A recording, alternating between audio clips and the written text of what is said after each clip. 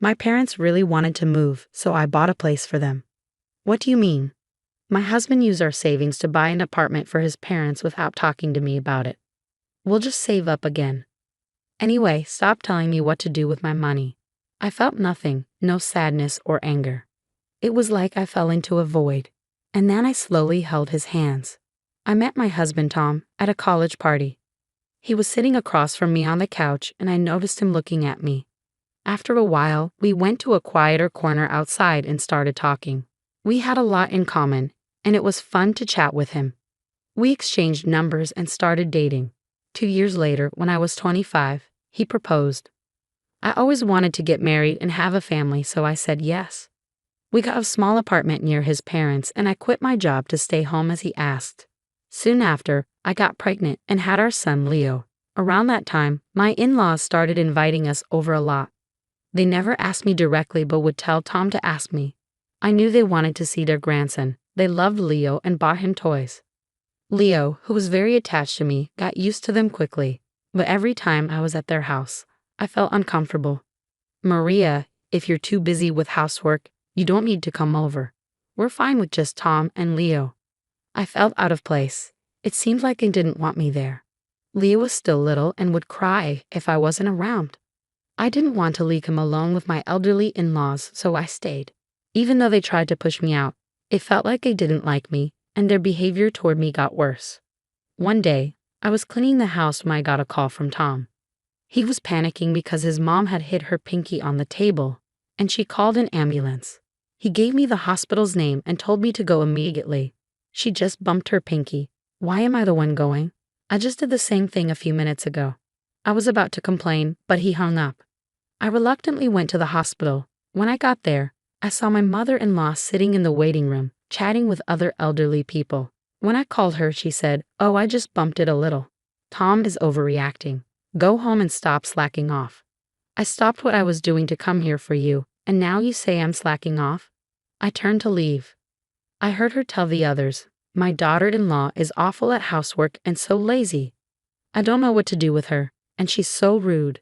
I couldn't take it anymore and walked away.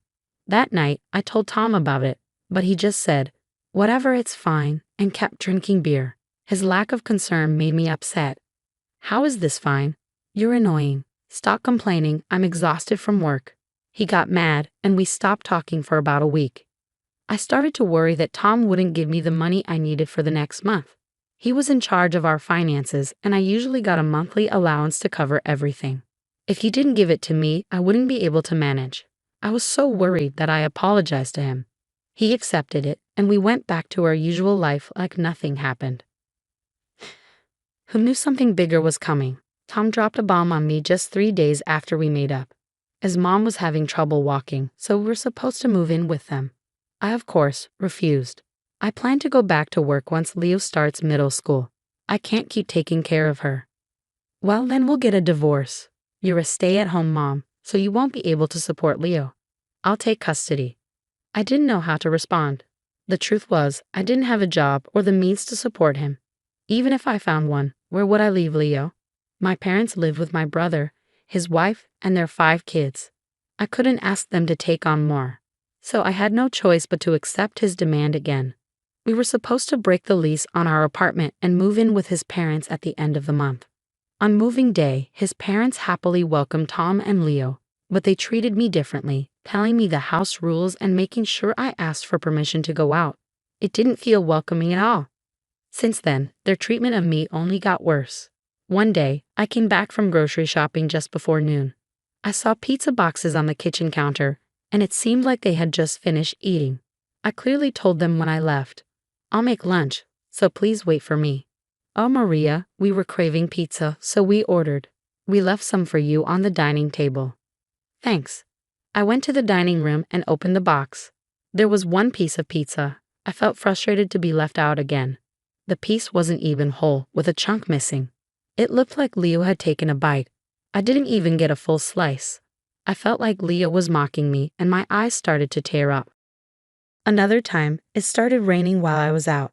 I'd left our sneakers in the sun, so I rushed back home. When I arrived, I found my mother-in-law had taken Tom and Leo's sneakers inside but left mine in the rain. Tom and my father-in-law acted like they didn't notice. At mealtimes, if I served a big plate to share, they would immediately take everything, leaving me nothing. So I started serving them smaller portions, but they complained it was too little. That's how things went. In the end, I kept my portion on the side and ate it after they were done. I tried so hard to keep my cool, but eventually, I couldn't take it anymore. I was about to beg Tom to move out when, "Hey, I bought a new apartment. Let's go see it. You'll love it." I was shocked. We never talked about this, and where did the money come from? He rushed me to go with him. The apartment was a brand new building in the center of town, near a mall, school, and post office. The apartment was huge, bright, and had a great view. It seemed almost perfect. Just as I was about to ask about the important details, he said, "My parents really wanted to live here, so I bought it with the money from selling their house and our savings. Isn't it amazing?" What? What did he just say? He spent all the savings that were meant for Leo's education and our future retirement on this? How is that amazing? How could you be so selfish? Please cancel the contract. I was in complete panic and begged him to cancel. We'll just save again. You don't get to tell me what to do with my money. A housewife has no say. He snapped at me. You told me to quit my job and stay home. The word divorce hit me like a lightning bolt and I ran out of the apartment. When I got home, my father-in-law was watching TV and my mother-in-law was on the phone. I quickly gathered what I needed, packed a bag, and left a note that said, "Let's divorce," with my wedding ring on a desk. I rushed out of the house, holding Leo, who was half asleep. "Let's get a room at a motel for now." We wandered the streets, not knowing what to do next. Then I heard a woman's voice calling my name. "Maria, is that you?" "Oh my God, is it?" I turned around and instantly recognized her. "It's me, Amy. Remember me? It's been so long." She was a friend from high school. We had kept in touch for a while after graduation, but eventually drifted apart. She had divorced her cheating husband and moved back to our hometown last year. I told her about what was going on in my life, including the possibility of divorce. She was smart and said, "I know the best divorce lawyer. I'll give you his contact." The lawyer turned out to be the same guy I had a crush on in high school. I remembered him well. I wanted to give him a birthday gift, but there were already too many decorations and presents around his locker. I tried another locker he used for the tennis club, but it was the same. I even took a bus to his house, but his mailbox was too small, and a barking dog blocked the way to his porch. I didn't have the courage to give it to him directly, so I gave up and went home. A bittersweet memory of my youth. Amy gave me the lawyer's contact details, and I thanked her over and over. When we arrived, I couldn't waste any time, so I went straight to see him. I hadn't booked an appointment in advance, but I needed to do something. A kind middle-aged woman at the front helped me and said I was lucky. There had been a cancellation. She even offered to watch Leah while I met with the lawyer. I waited a bit, and then Adam, Mr. Jackson, came in. He was handsome back then, but he had only gotten more attractive with age. His face was still striking, and his body was well-toned. The way he wore his suit was incredible. Compared to him, Tom looked like a mess. "Thanks for waiting. I'm Adam Jackson. Nice to meet you," he said as he handed me his business card. I did the same, but I noticed my voice was shaking. "I'm sorry for showing up without an appointment," I said, and then explained the reason for my visit. He started asking me questions, but I could barely focus. His looks were distracting, and his voice was like a beautiful tenor. As I listened to him, I couldn't help but imagine him getting better with age, like George Clooney. We were in the office for about an hour and a half. It was the happiest time I had in a long while. I thanked Adam and the woman profusely before leaving. Leo had been good throughout the meeting, and I promised myself I would stay strong for him. While I got temporary custody, Adam continued negotiations with Tom. Of course, Tom wasn't easy to deal with. His rage was clouding his judgment, so we ended up going to trial. "Don't worry, this happens a lot. I've got this," Adam tried to reassure me. He gave me a ride to court on the day of the trial. When we got there, I felt a lump in my throat. I was about to see Tom for the first time since I left. As soon as he saw me enter the room, he yelled at me. "You, what the hell do you think you're doing? Who took care of you all these years? You owe me." He looked like he was about to charge at me, but his lawyer and the security quickly restrained him and dragged him into the hallway. I was terrified. Even though we were divorced, he might try to hurt me. I could hear him screaming, and his lawyer said this could make things worse. The police might get involved. Then it went quiet. We went through the hearing without any more issues. Afterward, Leo and I were offered to stay with Amy's parents. They ran a local diner and hired me as a waitress out of kindness. They also had an unused trailer in their backyard and offered it to us to stay in. One night, I don't know how they found out, but Tom's parents showed up at the house. They tried to cross the yard toward our trailer, but Amy's parents stopped them. "Hey, come out, you coward. Give us Leo," I heard them shouting. Amy signaled me to hide and went outside to deal with them. "If you don't leave right now, we'll call the police," she said as she dialed. They realized she was serious and tried to run away, but Amy's parents held them in place. A police officer arrived within a minute. After hearing both sides, the officer escorted my in-laws back to their car and made sure they left. I frantically apologized to Amy and her parents, then began packing my things, but they stopped me and insisted it was safer to stay with them. "Your divorce drama is quite the spectacle. I'm pumped to help you fight this," Amy joked, though her enthusiasm made me uneasy. Come to think of it, she was a fan of Spanish soap operas.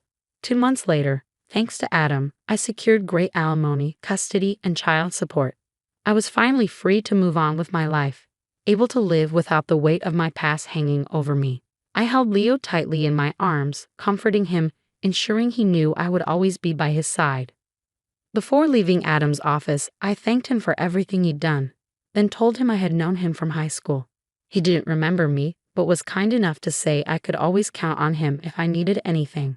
The incident with my in-laws spread throughout the neighborhood, and soon the neighbors saw Tom as an abusive husband.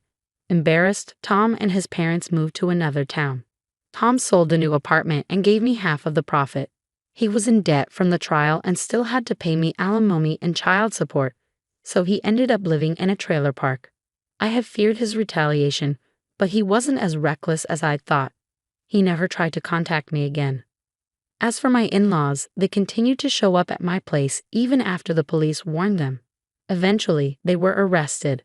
After spending time in jail, they both fell ill and were placed in a facility by Tom. As for me, I still worked at the diner. "Hey Maria, take a break. Let's grab something to eat." "Thanks, yeah, let's eat." I took off my name tag and sat down in a booth. Amy joined me with a cheeky grin on her face. "So how's it going with Adam?" "Going straight to the point, huh?" "Of course, I want all the details," she asked eagerly. Adam had asked me out not long after our last meeting, and we started seeing each other. This weekend he was meeting Leo officially for the first time. I told Amy about it. "Wow, Leo's finally meeting him. Where are you guys going?" "Who suggested bringing Leo?" she asked excitedly, bombarding me with questions. "Good food, great friends, and a re-encounter with my old crush. Despite all the terrible experiences I had, I'm grateful I found the courage to leave that old life behind. Now I feel like I'm standing at the end of the tunnel, and I know that from now on, I'll be surrounded by good people supporting each other. More than anything, I'm thankful and blessed to be able to stay with Leo. I will live my life on my own terms, and I know I've got a solid support system behind me."